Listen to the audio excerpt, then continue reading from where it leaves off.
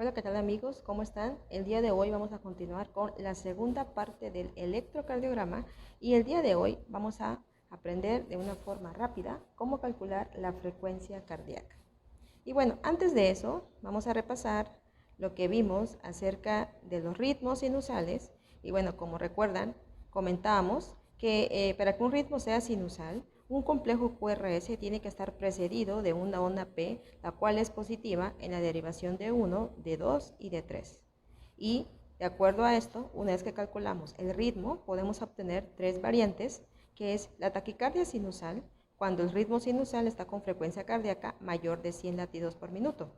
Bradicardia sinusal, cuando el ritmo es sinusal, pero con una frecuencia cardíaca menor de 60 latidos por minuto. Y arritmia sinusal, cuando todos los complejos son normales, es decir, cada complejo QRS va precedido de una onda P, pero la frecuencia cardíaca en este caso es irregular. Puede estar con taquicardia, luego bradicardia, taquicardia, bradicardia, bradicardia, taquicardia, etc. Y un ritmo no sinusal es aquel en el cual no hay un complejo QRS precedido de una onda P. Y de acuerdo a esto tenemos el primer trazo en el cual podemos ver un ritmo sinusal y rítmico. Sinusal porque el complejo QRS va precedido de una onda P, y rítmico porque la frecuencia cardíaca se mantiene estable. Es decir, el espacio que hay entre cada onda R es prácticamente lo mismo. Como vemos aquí, una onda R, 4 cuadros grandes, otra onda R, 4 cuadros grandes, otra onda R, 4 cuadros grandes. Y este paciente tiene una frecuencia cardíaca aproximada de 75 latidos por minuto. Más adelante veremos cómo se calcula. En el trazo siguiente vemos que nos está mostrando que es un caso de bradicardia sinusal.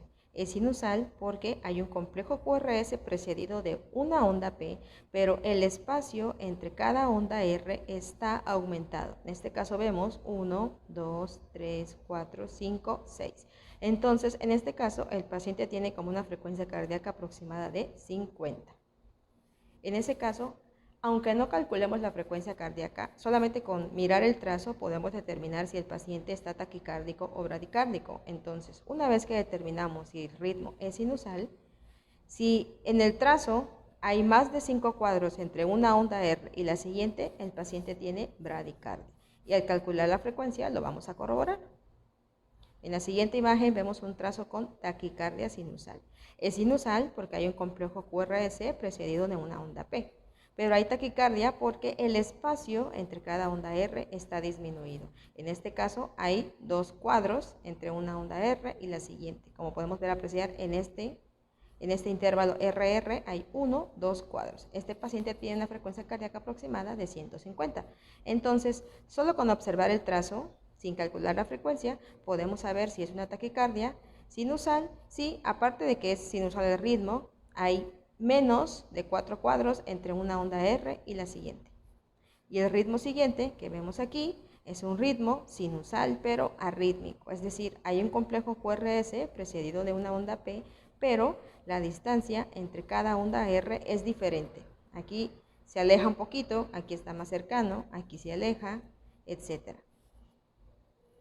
Ese es un tipo de ritmo sinusal, pero arrítmico, porque la frecuencia cardíaca se va a cambiar, va a estar acelerada, luego baja, etc. Y bueno, ahora, para calcular la frecuencia cardíaca podemos utilizar tres métodos: el método de 300, el método de 1500 y el método de los 6 segundos. El método de 300 y 1500 es para un ritmo de tipo sinusal, y el método de los 6 segundos es para un ritmo no sinusal. Recuerden que para poder calcular la frecuencia tenemos que elegir dos ondas R que van a formar un intervalo R, y que de preferencia la onda R tiene que caer sobre una onda gruesa o línea gruesa del papel. Recuerden que el papel electrocardiográfico está formado por cuadros grandes y cuadros pequeñitos. La onda R tiene que caer en una línea gruesa para poder hacer el cálculo, y de preferencia estar en una derivación de 2. Una vez que hemos elegido qué ondas R vamos a utilizar, vamos a empezar con el método de 300, que recuerden que este se utiliza para un ritmo sinusal. Y bueno, una vez que elegimos nuestras dos ondas R, que como aquí ven, caen precisamente en una onda gruesa y se forma el intervalo RR, podemos calcular nuestra frecuencia. Este método de 300 consiste en dividir 300 entre el número de cuadros grandes. Entonces, en este caso, entre esta onda R y la siguiente tenemos 1, 2, 3, 4 y 5 cuadros grandes.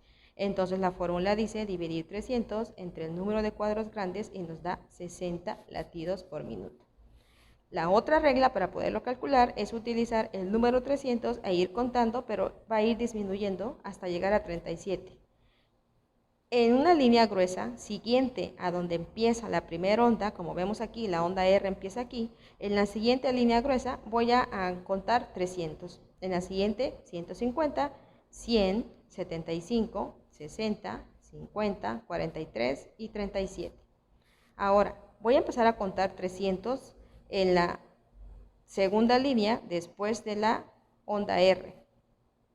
Porque recuerden que la primera línea es donde está cayendo la onda R. Y voy a dejar de contar donde termina la segunda onda R. En este caso empiezo aquí, 300, 150, 100, 75 y 60. Entonces empiezo a contar mis 300 a un lado de la primera onda R, en la siguiente línea gruesa de la onda R y termino de contar donde termina mi segunda onda R. En este caso el resultado sale prácticamente igual que si dividir 300 entre el número de cuadros grandes. La otra fórmula que podríamos aplicarlo ahí mismo sería la de 1500 entre 25, que en este caso sería dividir 1500 entre el número de cuadritos pequeños. Recordemos que cada cuadro grande está formado por 5 cuadritos en forma horizontal, entonces tenemos 5, 10, 15, 20 y 25 cuadritos. Si dividimos 1500 entre 25 nos va a dar un total de 60 latidos por minuto, que prácticamente nos sale lo mismo. Entonces podemos utilizar esta fórmula de los cuadros grandes o bien la de 300, 150, 100, 75, 60, 50, 43 o 37. Esta de arriba es la forma más rápida y mentalmente la podemos calcular, pero únicamente necesitamos como regla que cada onda R caiga en una línea gruesa del trazo. Aquí tenemos otro ejemplo, siguiendo con el método de los 300. Una vez que elegimos nuestras dos ondas R que caen en una línea gruesa y que está en una derivación de 2, contamos los cuadros grandes que hay entre cada onda R. En este caso hay 1, 2, 3, 4 y 5. De igual manera dividimos 300 entre el número de cuadros grandes y nos da 60 latidos por minuto. Y si aplicamos la regla de los 300 en disminución, nos da lo mismo. En la siguiente línea, a un lado de la primera onda, cuento 300, 150, 100, 75 y 60. Prácticamente es igual al ejemplo anterior. Ahora vamos con el método de los 1500, que también es para un ritmo sinusal, pero este consiste en dividir 1500 entre el número de cuadros pequeñitos. En este caso, lo que vamos a hacer es buscar nuestra onda R y la siguiente onda R y voy a contar el número de cuadritos pequeños que hay entre la primera onda R y la segunda. Para hacer más fácil, recuerden que tenemos cuadros grandes. Entonces, si aquí tenemos 1, 2, 3, 4 cuadros grandes, recuerden que cada uno tiene 5 cuadritos en forma horizontal. Entonces, 5 por 4 tengo 20. Entonces, divido 1500 entre el número de cuadritos chicos, que son 20, y nos da 75 latidos por minuto. Esto es cuando una línea R, por ejemplo, no logra caer bien en la línea gruesa, o la primera línea cae en una línea gruesa, pero la segunda onda R no. Entonces podemos tomar este método de los 1500 para contar los cuadritos chicos. Este es más fácil cuando una onda R cae en una línea gruesa, pero la siguiente no. Entonces puedo optar por contar cuadritos chiquitos y dividirlos entre 1500. Aquí no podemos aplicar la regla de 300, 150, 175 porque ambas líneas ambas ondas R necesitan caer en una línea gruesa del electrocardiograma. Aquí hay otro ejemplo. Recuerden dividir 1500 entre el número de cuadros pequeños. En este caso ya escogimos nuestras dos ondas R y voy a contar el número de cuadritos chicos que hay entre dos ondas R. Y aquí me da un total de 11 cuadritos. Entonces voy a dividir 1500 entre 11 y me da una frecuencia cardíaca de 136 latidos por minuto. Este paciente está taquicárdico. Entonces la forma más fácil es contar primero los cuadros grandes. En este caso hay dos cuadros grandes y cada uno tiene 5 cuadritos. Entonces serían 10 cuadros más un cuadrito que me sobra aquí, 11. y ya lo divido entre 1500 y saco la frecuencia cardíaca. Este es para el método de 1500, cuadritos pequeños, y método de 300, cuadros grandes. Y además la regla de 300, 150, 100, 75, 60, 50, 43 y 37. Siguiendo con el método de los 1500, aquí tenemos otro ejemplo. Aquí hay una onda R, la siguiente onda R. Recuerden que es un ritmo sinusal porque hay un complejo QRS precedido de una onda P y está una derivación de 2. Entonces voy a contar cuántos cuadritos tengo entre esta onda R y la siguiente. Aquí me salen 5 cuadros, 10, 15, más los 4 que me sobran aquí serían 19. 1500 entre 19 me da una frecuencia cardíaca de 79 latidos por minuto. Entonces, esos son los dos métodos para un ritmo sinusal, el método de los 300 y el método de los 1500. Y en caso de que un ritmo no sea sinusal, voy a ocupar el método de los 6 segundos, el cual consiste en multiplicar el número de complejos QRS que hay en 30 cuadritos o 30 cuadros grandes del electrocardiograma y multiplicarlo por 10. Entonces lo que voy a hacer es, en un trazo, voy a buscar cuántos complejos QRS existen en 30 cuadros grandes. Voy a enumerar mis cuadros grandes, como ven aquí en la imagen, hasta que llegue a 30 y posteriormente voy a contar los complejos QRS que hay entre estos 30 cuadros grandes que elegí. Este es un caso de un ritmo no sinusal en el cual no hay un complejo QRS bien precedido de una onda P. Entonces voy a contar. Hay 1, 2, 3, 4, 5, 6, 7, 8 y 9 complejos QRS dentro de los 30 cuadros grandes. Entonces, como tengo 9 complejos y la regla dice multiplicar el número de complejos por 10, si tengo 9 complejos, lo multiplico por 10 y me da un total de 90 latidos por minuto. Este es un cálculo aproximado, puesto que como el ritmo no es sinusal, va a estar con alteraciones rítmicas, va a estar acelerado, luego desacelerado. Entonces es una frecuencia cardíaca aproximada, al menos para poder saber cuánto tiene el paciente. Se llama el método de los 6 segundos. Entonces cuento en mi trazo 30 cuadros grandes y luego cuento el número de complejos QRS que hay entre esos 30 cuadros grandes y el número de complejos lo multiplico por 10 y eso me va a dar la frecuencia cardíaca. Es un método muy rápido, un poquito laborioso porque tengo que contar mis 30 cuadros y después localizar cuántos complejos QRS hay en esos 30 cuadros que elegí. No puedo pasarme de esos 30 cuadros. Ok, eso es en relación a la frecuencia cardíaca. Ahora vamos a ver cómo calcular el eje cardíaco del corazón. ¿Qué es el eje eléctrico del corazón? Bueno, el eje representa el promedio y la dirección de lo que es la activación ventricular. El eje normal del corazón se tiene que encontrar en menos 30 grados y más 90 grados. Y esto lo vamos a calcular con una fórmula que se llama sistema hexaxial de Bailey, que es el que podemos ver aquí, y basándonos también en las derivaciones frontales del triángulo de Einthoven. Como vemos aquí, hay 6 derivaciones frontales que forman parte del triángulo de Einthoven y en el video anterior les mencioné que para calcular el eje necesitábamos precisamente esas 6 derivaciones frontales, las cuales son ABF, ABL, ABR, D1, D2 y D3. Entonces necesitamos esas 6 derivaciones únicamente en el trazo electrocardiográfico para calcular lo que es el eje. Y el sistema hexaxial de Bailey, que está conformado precisamente por esas derivaciones que vemos en el triángulo de Einthoven, ABR, ABL, D1, D2, D3 y ABF. Como ven, se forman líneas paralelas que nos van a dar un valor negativo y positivo. Recuerden que hay una línea isoeléctrica y todo lo que baje, en este caso de esa línea, va a ser positivo y lo que esté arriba va a ser negativo. Va a empezar de 0, donde está de 1, y luego va a ir de 30 en 30.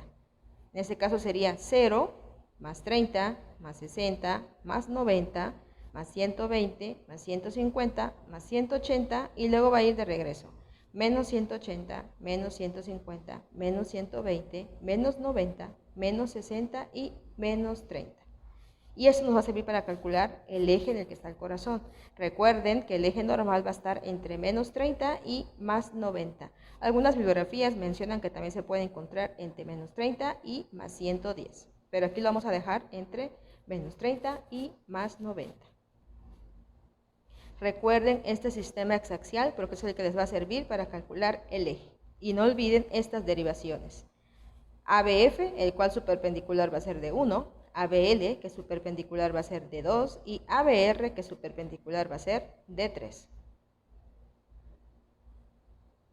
Y bueno, recordando eso, ¿qué derivaciones necesito para calcular el eje cardíaco? Las derivaciones frontales, que ya les mencioné que son 6, 3 bipolares y 3 monopolares. Las bipolares son de 1, de 2 y de 3, y las monopolares ABR, ABL y ABF. Y como podemos ver aquí está sobrepuesto el sistema exaxial sobre el triángulo de Itoven, para poder valorar precisamente dónde empieza a contar. Entonces, tenemos que en lo que es la extremidad izquierda, que corresponde a la derivación de ABL, ahí empieza el valor de menos 30. Luego sigue menos 60, menos 90, que correspondería a una línea perpendicular que corresponde a ABF en el inferior. Luego sigue de 2 con menos 120. Y aquí tenemos la otra derivación monopolar, que es ABR, en la extremidad superior derecha, que tiene un valor de menos 150. Luego tenemos en la porción inferior ABF con más 90 y en la parte superior menos 90. Y las otras derivaciones, que es derivación de 1, que tiene un valor de 0, y más o menos 180, de 2, que tiene más 60 o menos 120, y de 3, que tiene más 120 o menos 60. Y de igual manera, ABL tiene menos 30 y más 150, ABR tiene menos 150 y más 30, y ABF menos 90 y más 90. Es así como el sistema exaxial se va a superponer a lo que es el triángulo de Itoven. Pero nunca olviden que necesitamos estas únicas 6 derivaciones para calcular el eje: las bipolares y las monopolares. Bipolares de 1, de 2 y de 3, y monopolares ABR, ABL y ABF. Entonces, ¿para qué nos va a servir calcular el eje eléctrico del QRS? Bueno, nos va a servir calcular el eje para conocer el diagnóstico de crecimiento ventricular, el diagnóstico de bloqueo de rama del haz de His, el diagnóstico de hemibloqueos fasciculares de la rama izquierda y determinar la posición del corazón.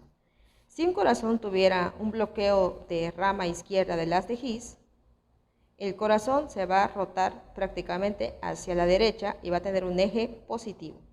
Si el corazón tuviera un bloqueo de rama derecha del haz de His, el corazón se va a dirigir hacia la izquierda y tendrá un eje negativo. Recuerden que el eje normal va a estar entre menos 30 y más 90.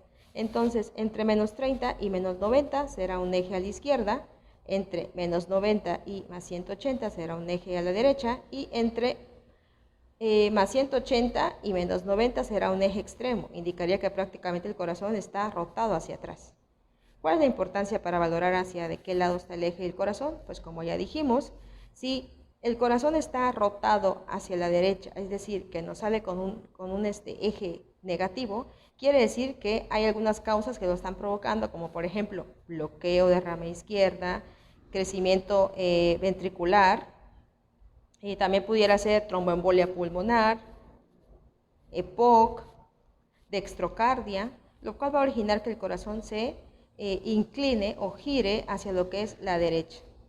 Entonces recuerden, siempre tiene que estar entre menos 30 y más 90, y calcular el eje nos va a servir para poder diagnosticar algunas patologías como crecimiento ventricular, bloqueos de rama, tanto derecha como izquierda, y anomalías como por ejemplo la dextrocardia. Entonces, en el trazo lo que tenemos que ver es buscar nuestras 6 derivaciones que ya les mencioné, que son de 1, de 2, de 3, que corresponden a las bipolares, y ABR, ABL y ABF, que corresponden a las monopolares. Únicamente necesitamos esas 6 derivaciones para poder calcular el electrocardiograma. Y bueno, recordemos que de 1 va a correr de 0 a más 180, de 2 va a correr de más 60 a menos 120, de 3 va a correr de menos 60, aquí menos 60 a más 120, ABR va a correr de lo que es de menos 150 hacia más 30, ABL va a correr de menos 30 a más 150 y ABF va a correr de menos 90 hacia más 90. Aquí es importante determinar que una onda, si es positiva o negativa, para que nos dé el valor del eje. Positiva, recuerden que es una onda que va a estar por arriba del eje isoeléctrico. Y negativa es cuando la onda va a estar por debajo del eje isoeléctrico, como vemos aquí en la imagen. Esta es positiva y esta es negativa. En este caso, cuando calculemos un eje, primero tenemos que buscar o elegir de las 6 derivaciones una que tenga una onda difásica, es decir, que tenga un complemento positivo y un complemento negativo. Una vez que elegimos esa onda isodifásica, vamos a buscar su complemento de acuerdo a la tablita anterior que mencionamos. Y esa perpendicular que elegimos es la que nos va a dar o determinar el eje cardíaco del corazón. Si por ejemplo nos sale que la perpendicular es D1 y el trazo de D1 es positivo, entonces va a indicar que el valor es positivo.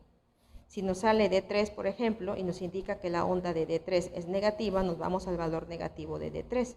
Pero aquí hay dos ondas o dos ondas en las cuales no va a aplicar esta regla y corresponden para la derivación de ABL y ABR. En estas dos derivaciones que se encuentran en las extremidades superiores, aquí la regla no se cumple. Si la onda está negativa, quiere decir que mi valor del eje va a ser positivo. Y si mi onda es positiva, el valor de mi eje es negativo. No es como en las otras ondas, que si mi onda D3 es positiva, quiere decir que mi eje D3 va a ser positivo.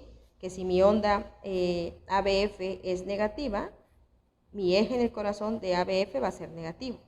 Aquí es al revés. En lo que es la derivación ABR y ABL, la regla va invertida. Si mi onda aquí está positiva, yo me voy a ir con lo negativo. Y si mi onda está negativa, yo me voy a ir con lo positivo. Únicamente va a aplicar para estas dos derivaciones, ABR y ABL. De ahí las demás derivaciones, como me salga aquí la onda, ese es el valor que voy a buscar en el eje, o ese va a ser mi valor del eje. Pero en ABR y ABL, si la onda es positiva, va a ser negativo. Y si mi onda es negativa, va a ser positivo el eje. Y en las demás ondas, no. Si la onda es positiva, va a ser positivo el eje. Y si la onda es negativa, va a ser negativo el eje. Para que me entiendan un poquito más, aquí tenemos un ejemplo en el cual mencionábamos. Antes de esto, quiero que recuerden de nuevo estas 6 derivaciones, que cada una tiene su perpendicular. ABF de 1, ABL se va con D2 y ABR se va con D3. Recuérdenos porque eso nos va a servir para calcular el eje. En este caso, para que me entiendan, aquí observamos las 6 derivaciones frontales. D1, D2, D3, ABR, ABL y ABF. Ahora, ¿qué voy a hacer para calcular mi eje? Voy a buscar una onda que sea isodifásica, como les mencioné, en estas 6 derivaciones. Isodifásica quiere decir que la onda tiene un complejo o un componente positivo y un componente negativo. Aquí vemos la línea isoeléctrica. Esta onda por arriba va a ser positiva y por abajo negativa. Entonces tengo que buscar una onda que tenga los dos componentes, positivo y negativo, para que sea isodifásica o isobifásica. En este caso, en las 6 derivaciones voy a buscar una onda que cumpla con esas características. En el caso de D1, la onda está negativa, porque el componente es más negativo. En el caso de D2, hay un componente positivo y un componente negativo. En el caso de D3, el componente mayor es positivo, porque está hacia arriba la onda. En ABR vemos que el componente es más positivo, en ABL es negativo y en ABF es positivo. Entonces, ¿cuál es la onda que corresponde más con la regla de ser isodifásica o isobifásica? Es decir, que tenga un componente positivo o negativo, pues es D2. Una vez que ya elegí esa onda, ahora voy a buscar la perpendicular de D2. Y recuerden que dijimos que la perpendicular de D2 es ABL. Ahora, como esté la onda de ABL, es lo que me va a indicar cómo está mi eje en el corazón. Recuerden que aquí tenemos el sistema exaxial. Entonces, ya escogí mi onda D2, que es la isobifásica.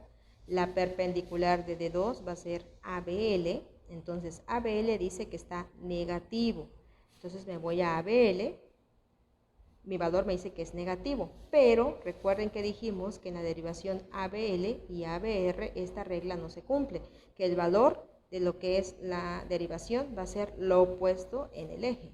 En ese caso, aquí me dice que ABL va a ser negativa, entonces mi valor del eje va a ser positivo, porque es lo opuesto. Entonces me voy a ABL, a mi valor positivo, que es más 150. Entonces ese es mi valor del eje del corazón, más 150. Supongamos que esta onda de ABL estuviera positiva. Entonces, como mi onda es positiva, quiere decir que mi valor en el eje de ABL va a ser lo opuesto, negativo. Entonces me voy a ABL y en este caso, como aquí está positiva, mi valor va a ser negativo y entonces ahí sería menos 30 mi eje del corazón. Entonces primero tengo que buscar mi onda isobifásica, después buscarle la perpendicular, porque la perpendicular es la que me va a indicar el eje en el corazón. La perpendicular, recuerden que de D1 va a ser ABF, de D2 ABL y de D3 ABR. Entonces ya escogí mi onda que es isobifásica D2, le busco su perpendicular que es ABL. ABL está negativa, entonces mi eje en el corazón va a ser positivo. Entonces me voy a ABL, que en este caso está negativa, entonces mi valor va a ser positivo, más 150. Y si mi onda de ABL fuera positiva, entonces mi valor de ABL va a ser negativo y sería menos 30. Aquí vemos otro ejemplo. Aquí ya está escogida la onda, ya vemos las 6 derivaciones de 1, de 2, de 3, ABR, ABL, ABF. Y aquí ya nos está mostrando el trazo que la onda ABL es la isobifásica, porque tiene un complemento positivo y un negativo, a diferencia de las demás. Aquí onda de 1 es positiva, ABR negativa, de 2 positiva, de 3 positiva, ABF positiva. Recuerden que para que sea positivo tiene que estar la onda por arriba en la línea isoeléctrica y para que sea negativo por abajo en la línea isoeléctrica. En este caso va para arriba, positivo. Va para abajo, negativo, va para arriba, positivo, para arriba, positivo, para arriba, positivo, y esta tiene dos, una para arriba y una para abajo. Esa es la isobifásica. Entonces, la isobifásica está en ABL y la derivación o la perpendicular de ABL es D2. Entonces, ahora me voy a ir a buscar D2 en el sistema exaxial. Aquí está D2 y D2 en el trazo está positivo, entonces quiere decir que mi valor en el eje de D2 va a ser positivo. Entonces me voy a D2, tiene dos valores, menos 120 y más 160, pero mi onda en D2 está positiva, entonces me indica que el valor en el eje de D2 va a ser positivo. Entonces aquí en este caso va a ser más 60. Recuerden que únicamente para ABR y ABL la regla no se cumpla, y si la onda aquí es negativa, el eje será positivo, y si la onda es positiva, el eje será negativo. Pero como en este caso es D2, entonces como mi onda es positiva, el eje va a ser positivo, más 60. Si aquí D2 estuviera negativo, hacia abajo, entonces el valor en el eje de D2 va a ser negativo, y en ese caso sería menos 120. Aquí vemos otro ejemplo, derivación de 1 está positiva, ABR negativo, D2 positivo, ABL positivo, ABF positivo, y la única que tiene un complejo tanto positivo como negativo es D3. Esa sería nuestra onda isobifásica o isodifásica. Entonces, la perpendicular de D3 es ABR. Entonces, ABR dice que está negativo. Entonces, mi valor en el eje va a ser de ABR negativo, pero como ABR no cumple con la regla, entonces va a ser lo opuesto. Como mi valor de ABR en el trazo es negativo, quiere decir que mi valor de ABR en el eje va a ser positivo. En este caso sería más 130. Si ABR estuviera positivo, quiere decir que mi valor en el trazo de ABR va a ser lo opuesto, que sería negativo, y aquí sería menos 150.